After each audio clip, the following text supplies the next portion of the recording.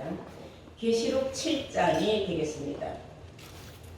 계시록 7장.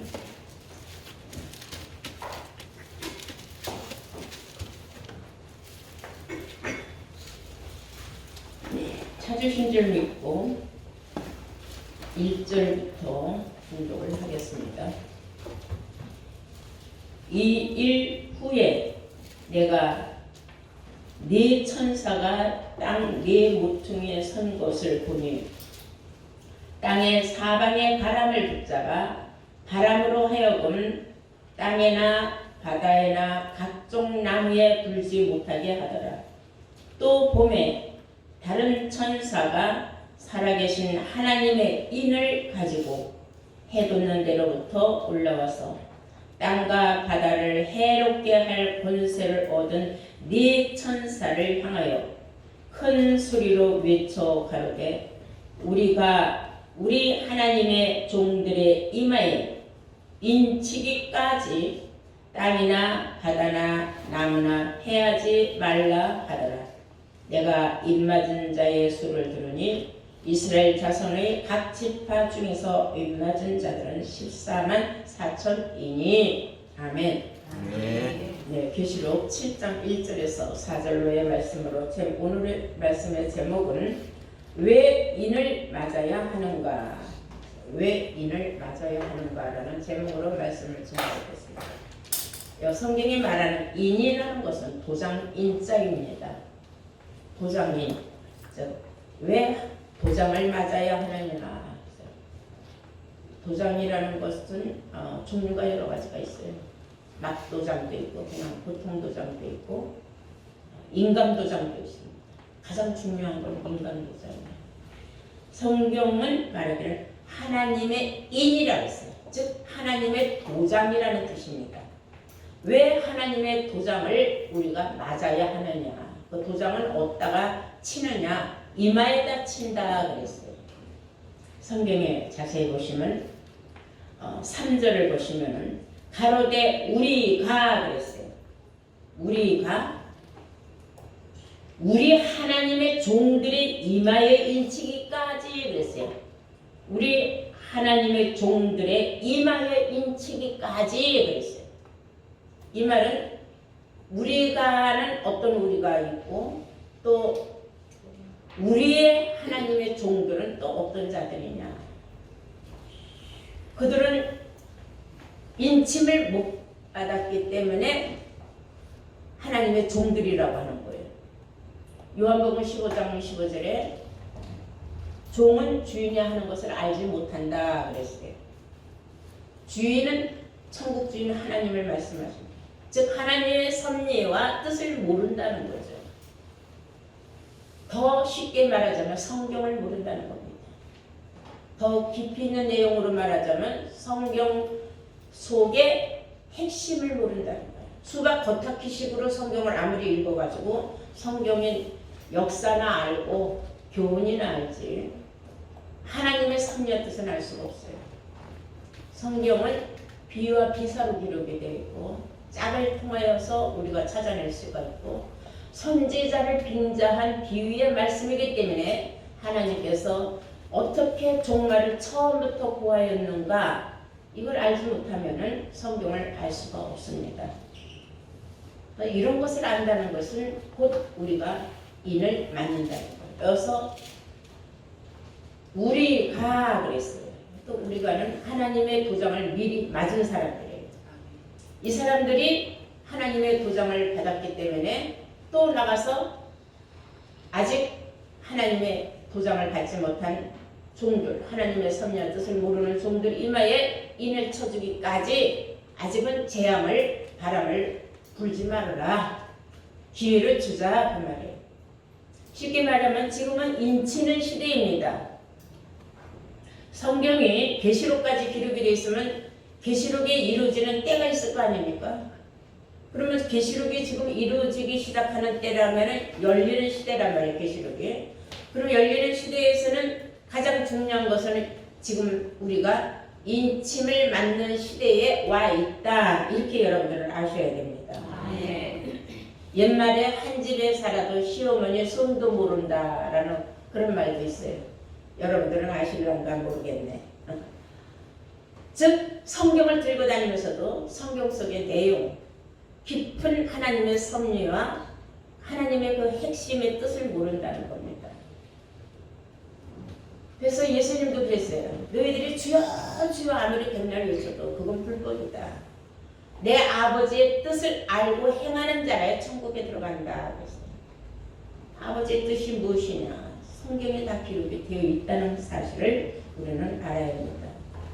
계시록 1장 3절에 보시면은 이 예언의 말씀을 읽는 자와 듣는 자들과 그 가운데 기록한 것을 지키는 자들이 복이 있나니 때가 가까우니라 그랬어요. 때가 가깝다. 지금이 세상 사람들이 말하는 말세의 시작이다 그래요. 말세에 끝이 와 있다 그 얘기죠.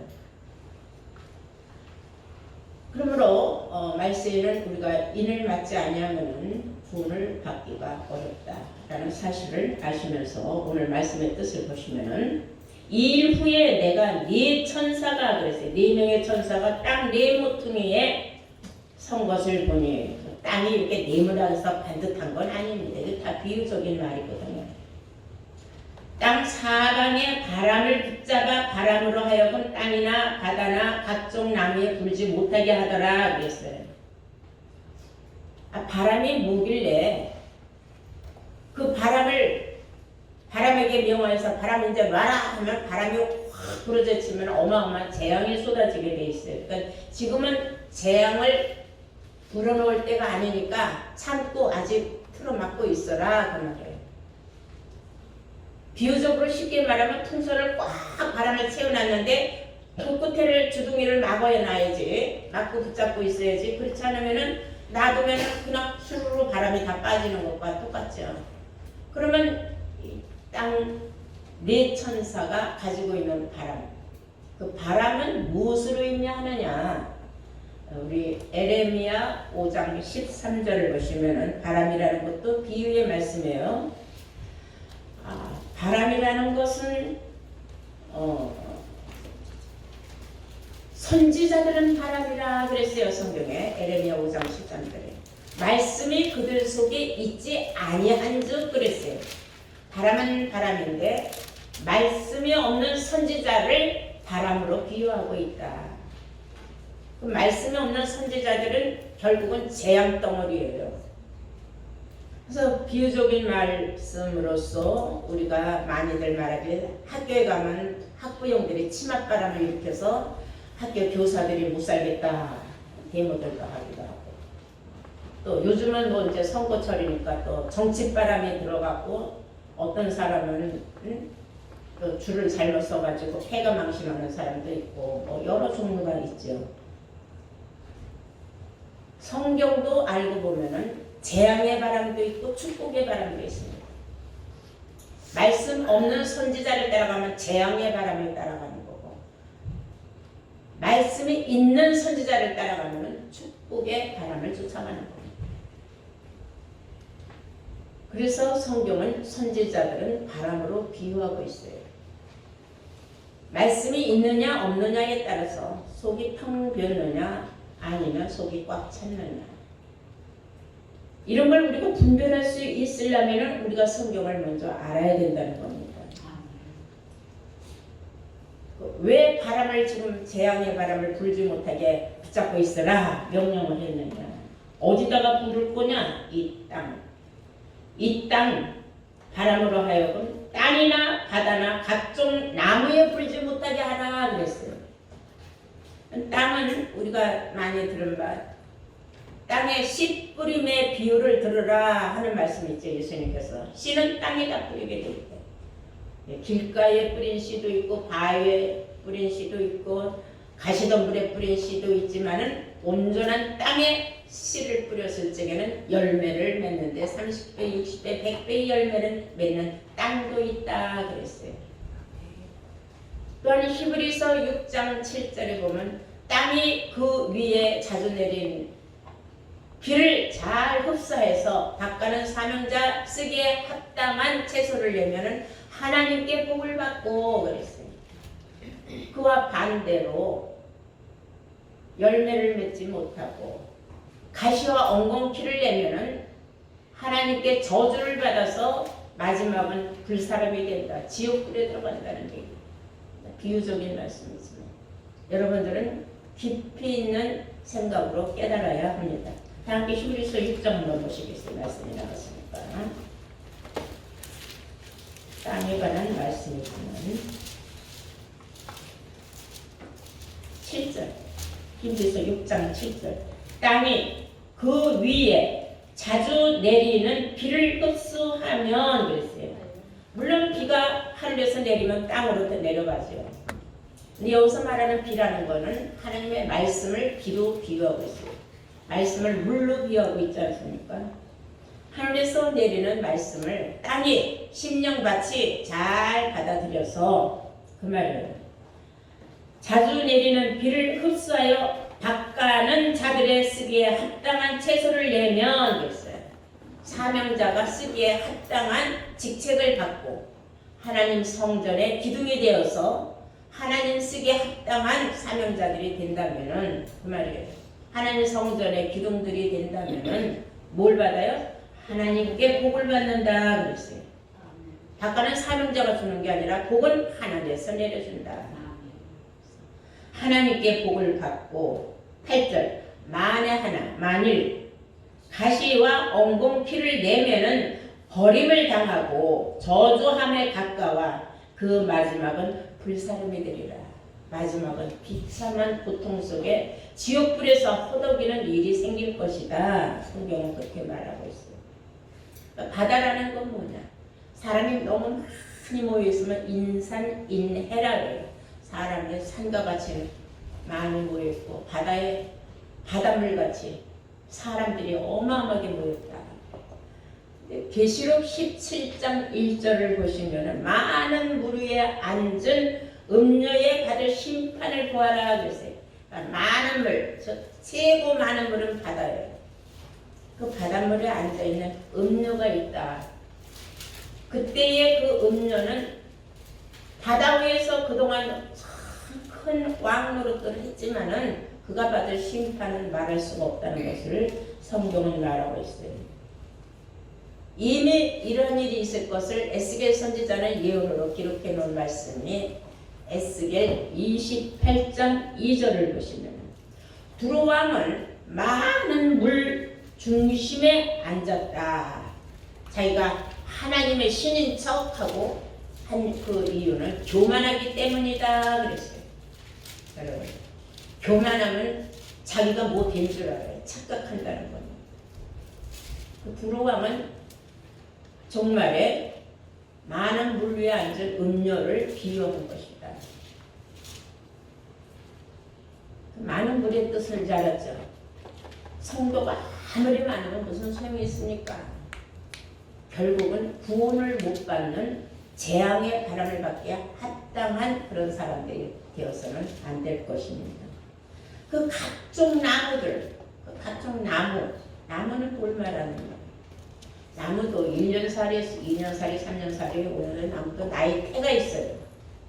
교회 오래 다닌 사람들은 고목 같은 사람이죠. 어떤 일이 있어도 움직이지 않는 사람.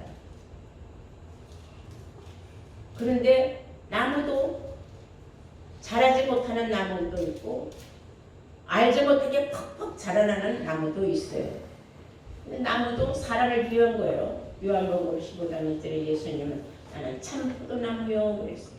포도나무로 예수님이 비유했어요. 에레미야 5장 14절에 보시면은 나의 말이 불이 되게 하고 이 백성으로는 나무가 되게 하리니 그랬어요. 나무는 하나님의 백성을 비유한 말이다. 이해가 되셨습니까? 아멘. 그때에 하나님의 도장을 가지고 해돋는 데로부터 올라오는 천사가 있다 그랬어요. 자, 그래서 하나님의 도장을 가지고 오는 천사, 사명자, 사람이에요. 그가 와서 하나님의 구원을 받기에 합당한 사람들 인치기까지 아직 재앙의 바람을 놓아서는 안 된다. 참고 조금만 기다려라 하는 그런 말씀이에요. 이는 도장이라고 했어요. 하나님의 도장을 가지고 올라오는 사람이 있다. 구약 학개서 2장 23절을 보시면 스알디엘의 아들 스룹밥이라 나 여호와가 그날에 너를 취하고 너로 인을 삼으리라 그랬어요. 스알디엘의 아들 스룹바벨을 하나님께서 도장을 삼겠다 그랬어요. 근데 구약 시대에 이런 일은 없었어요. 그러면 언제를 향한 말이냐? 종말을 위하여 예언의 말씀이랍니다. 구약에 기록된 예언의 말씀이 많이 있습니다. 그래서 예수님께서는 마태복음 13장 35절에 내가 입을 열어 비유로 말하고 창세부터 감춰져 있는 비밀들을 내가 드러내리라 그랬어요. 창세부터 수많은 성경의 말씀들 속에 예언의 말씀이 숨어 있다 이런 뜻이에요. 이해가 되셨으면 아멘. 네. 자, 그래서 실상적으로 스룹바벨이 하나님의 도장을 가진 적이 있느냐? 없어요. 그럼 왜 그런 말씀을 했느냐? 그 예언의 말씀을 무엇을 통하여 했느냐면 선지자를 빙자한 비유의 말이라는 거예요. 호세아서 12장 10절을 보시겠어요. 많은 이상을 보여주신 하나님께서 선지자를 빙자하여 비유를 베푸르셨다고 기록하고 있습니다. 그래서 우리는 짧게 주려는 말이 선지자를 빙자한 비유의 말씀으로 성경에 기록되어 있다라는 사실을 여러분들은 아셔야 합니다. 그러니까 스룹바벨의 비유죠. 그 선지자를 빙자해서 스룹바벨에게 하나님의 도장을 준 것 같이 말을 했지만 실상은 아니에요. 계시록에 가서 보니까 해돋는 데로부터 올라오는 하나님의 도장을 가진 천사가 있다 그랬어요. 천사는 사명자를 말해요. 뭐 하늘에서 내려오는 날개 달린 천사가 하나님의 도장을 뭐 들고 하늘로부터 내려왔다는 건 아니에요. 하늘은 아무리 올라가도 우주 공간일 뿐이에요. 예수님도 인침을 받으신 분이에요. 요한복음 6장 27절을 보시면은 다 함께 보실까요? 한번 찾아보겠어요. 예수님은 하나님께로부터 인침을 받은 자다 그랬어요. 요한복음 6장 27절 너희는 썩는 양식을 위하여 일하지 말고 영생하도록 있는 양식을 위하여 하라. 이 양식은 인자가 너희에게 주리니 인자는 하나님 아버지의 인치신 자니라. 아멘. 예수님도 하나님 앞에 인침을 받았는데 그 인침을 받은 것은 무엇이냐면 썩지 않는 양식을 받은 것이 인침이다. 아멘. 그래서 썩는 양식은 무엇이고 썩지 않는 양식은 무엇이냐? 썩는 양식은 육신에 속한 말이에요. 영에 속한 말은 썩는 양식이 아닙니다. 너희가 주의 일을 할 때에 육신을 위하여만 일을 하지 말고 영을 위하여 하나님의 나라를 위하여 주의 일을 열심히 하라. 예수님도 하나님 앞에 인치신 자니라. 예수님도 하나님 앞에 인침을 받았기 때문에 우리도 예수님과 같이 인침을 받는 것이 당연한데 그동안은 어떻게 인침받는 줄 몰랐는데 알고 보니까 썩지 않는 양식을 위하여 일하는 사람들이 영생하도록 있는 양식을 위하여 일하는 사람들이다. 영을 위하여 일하는 사람. 이런 사람들이 바로 인침을 받는 자격을 갖춘 사람입니다. 세상 사람들이 이런 말 몰라요. 요한복음 3장 16절만 알아요. 누구든지 저를 믿으면 멸망치 아니하고 영생을 얻으리라. 그건 막도장에 해당하는 거예요. 여러분, 그냥 성경이 뭐 필요해요? 예수 믿습니다. 입으로만 달고 살면 되죠. 아무 의미 없는 거예요. 그것은 찍으나 마나 하는 막도장과 같다. 누구나 다 만들어 새길 수 있는 막도장과 같다. 인간 도장은 함부로 찍지도 못하고 함부로 누구나 내돌릴 수도 없는 거예요. 그래서 중요한 게 인간 도장이에요. 그와 같이 하나님의 도장도 아주 귀중한 겁니다.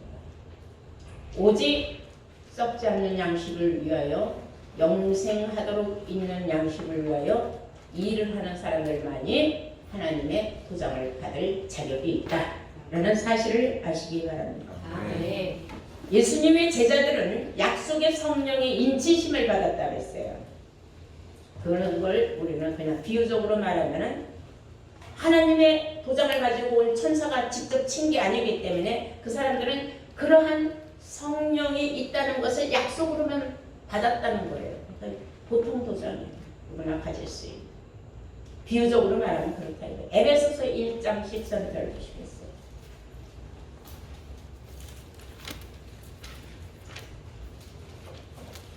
그 안에서 너희도 진리의 말씀 곧 너희의 구원의 복음을 듣고 그 안에서 또한 믿어 약속의 성령으로 인치심을 받았으니 이는 우리의 기업의 보증이 되사 그 얻으신 것을 구속하시고 그의 영광을 찬미하게 하려 하십니다. 약속의 성령의 인침이 있다 그랬어요. 이것을 예수님의 제자들은 받았어요. 그러나 그들은 영생을 얻지 못했어요. 종말에 하나님의 도장을 가지고 해돋는 데로부터 올라오는 천사가 인을 쳐주는 그 인침을 받으면 영육간의 놀라운 축복, 영생의 축복을 얻는 기회를 얻는다는 거예요. 그것을 여러분들 이해하시기 바랍니다. 그래서 계시록 7장 3절 말씀을 우리가 중요하게 볼 것은 우리 하나님의 종들의 이마에 인치기까지 그랬어요. 아직 종들이 다 인침을 못 받았어요. 그러니까 해돋는 데로부터 하나님의 도장을 가지고 올라온 그 천사가 그 도장을 당신 혼자서 온 세계를 다니면서 언제 쳐 하나. 그러니까는 하나 쳐주고 너한테 내가 도장 똑같은 걸 줄 테니까 너도 가서 쳐라. 너도 가서 쳐라. 여러분들도 지금 무언 중에 지금 하나님의 도장을 지금 받고 있는 거예요. 희미하게 나오는 사람, 확실하게 나오는 사람 차이뿐이에요. 도장값이 시원찮아서 아니면 도장이 제대로 새겨지질 않아서. 그러니까 계속 여러분들은 하나님의 영생의 말씀을 들어야 돼요. 도장이 확실하게 완전히 나오기까지. 하나, 님자가 안 나오면 하님, 나자가 빠져도 안 돼요. 점 하나가 빠져도 안 돼요. 확실하게 다 나와야 돼요. 무슨 말인지 이해가 되셨죠? 네. 여기서 말하는 그 우리는 누구를 말하는 거예요? 미리 품삯을 받은 사람. 영생의 약속을 미리 받은 사람. 낫자루를 가졌다 하는 것은 바로 도장을 가졌다는 거예요. 인칠 수 있는 자격을 받았다는 거예요. 여러분들이 그러한 확실한 자격을 받아야 되는 겁니다. 그러기 위해서는 여러분들이 하나님의 말씀이 한 말씀 한 말씀이 마음판에 확실하게 기록이 되어 달려가면서도 읽을 수 있도록 막 누구에게든지 하나님 말씀이 이렇다라고 전해줄 수 있는 능력을 키워야 되는 거예요. 마음은 알고 있어. 머리도 알고 있어. 입에서 나오지를 않아. 낯이 무딘 거예요. 그러니까 생각이 딱 났다면 입에서 쫙 나가야 돼. 마강된 검과 같이 예리한 검과 같이 쫙 나가야 돼. 하나님의 말씀은 살아 운동력이 있어. 날이선 양날 같은 검이 되어야 된다. 그래서 히브리서 4장 12절. 그래서 사람의 영혼도 찔릴 수 있고 관절도 통과할 수 있고 사람의 생각도 찔릴 수 있는 그러한 아주 예리한 칼이 여러분들이 가지고 있어요. 그런 사람이 확고한 하나님의 인침을 받은 자격이 있다는 걸 나타낼 수 있는 겁니다. 우리 하나님의 종들의 이마에 여러분들이 인칠 수 있는 자격자들이라는 거죠. 이해가 되셨습니까? 네. 자, 왜 우리가 인을 맞아야 되느냐? 그 땅 사방에 바람을 놓으면 재앙의 바람이 부는데 어마무시한 심판의 바람이 불어 제칠 적에 최고의 무서운 심판이 무엇이냐? 내가 너무 괴로워서 차라리 죽는 게 나아. 근데도 죽음이 허락하지 않는 시대가 온다는 거예요. 계시록 9장을 보시겠어요.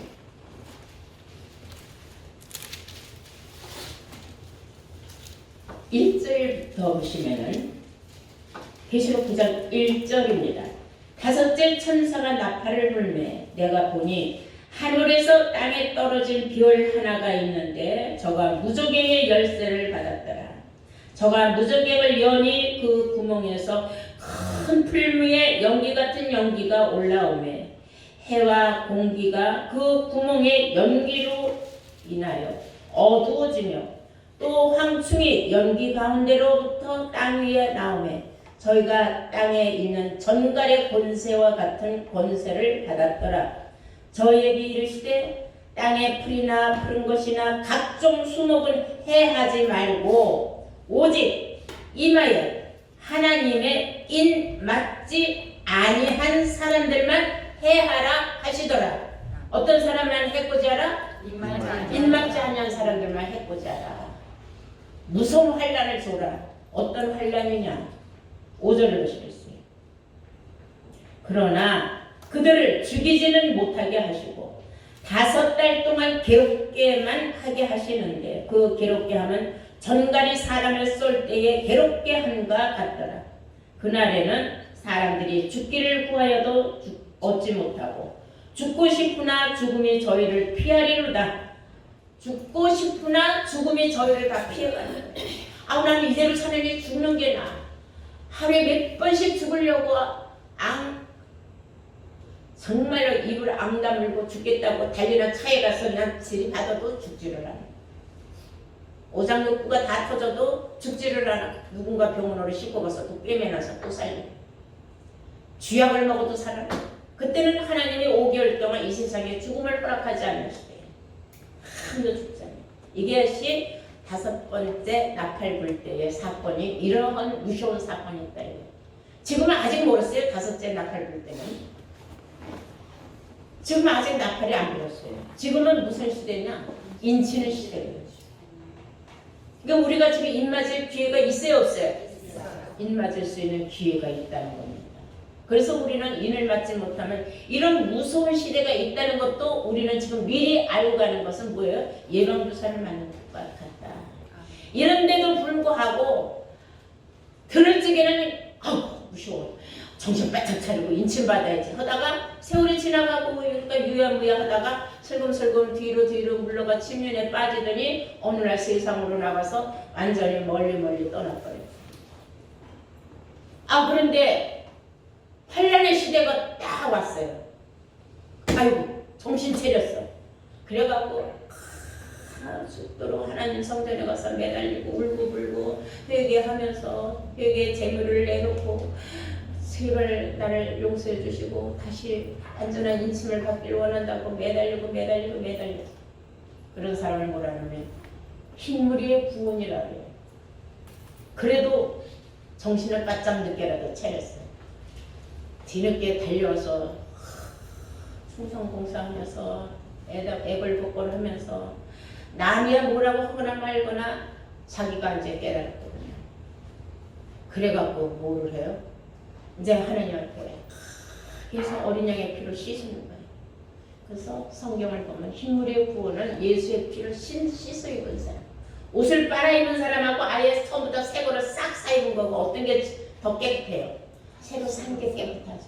그래서 예수의 피로 산 자가 있고 예수의 피로 씻은 자가 있고 두 종류의 구원이 있어요. 그럼 그 사람들은 새하늘 새 땅에 가도 차이가 나는 거예요. 우리 한번 볼까요? 계시록 7장 13절 보시겠어요?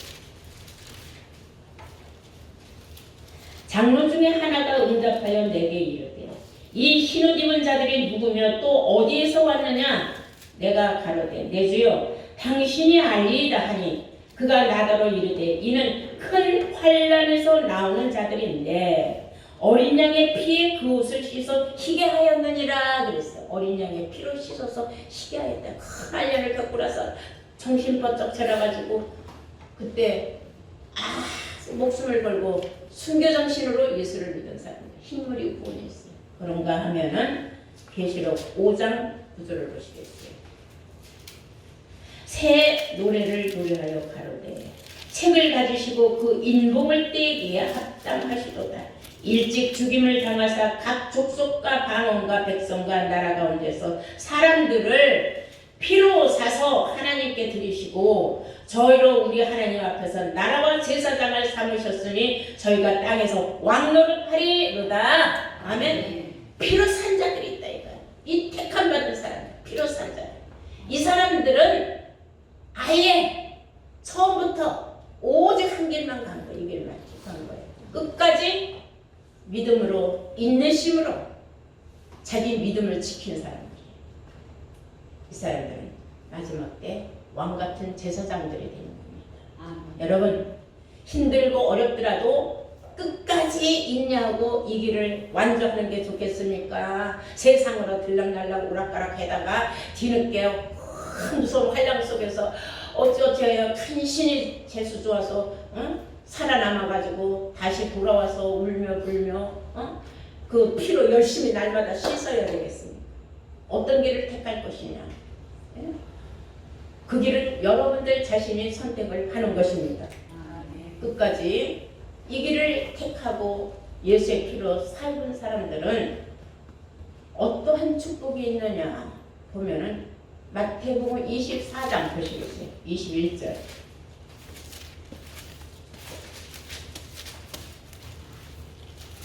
이는 그때에 큰 환란이 있겠습니다. 창세로부터 지금까지 이런 환란이 없었고 후에도 없으리라. 그 날들을 감하지 아니할 것이면 모든 육체가 구원을 얻지 못할 것이나 그러나 택하신 자들을 위하여 그날을 감하시리로다. 어떤 사람들은 감해주질 않는데 택한 사람들을 위해서는 감해준다는 거예요. 쉽게 그냥 넘어가요. 남들은 5개월을 환란을 당할 동안에 이 사람들은 5개월을 싹 제면해주고 하나님의 밀실 구원에서 구원을 시켜주신다는 거예요. 이런 놀라운 축복을 여러분들이 미리 맡고 왔으면 내가 신앙생활을 어떻게 할 것인가,